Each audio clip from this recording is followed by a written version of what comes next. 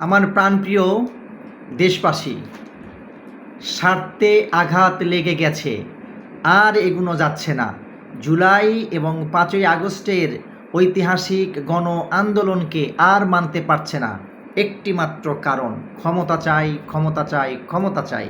ক্ষমতার জন্য ১৭ বছরের নির্যাতন, নিষ্পেষণ সব কিছু ভুলে গিয়ে যেন দুটি দল এক হতে চাচ্ছে। দেশ থেকে, দেশান্তর থেকে প্রত্যেকটি জায়গায় আমরা কিন্তু এটি লক্ষ্য করছি।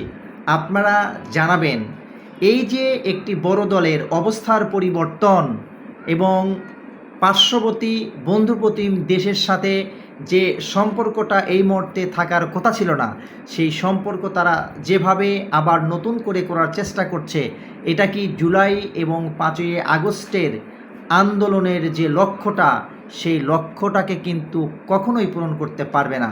এবং আপনারা ইতিমধ্যেই পরিলক্ষিত করেছেন, তারা যেভাবে বিভিন্ন সময় জুলাই ৫ই আগস্টের যে চেতনা, সেই চেতনার বিরুদ্ধে গিয়েও কিন্তু কথা বলছে।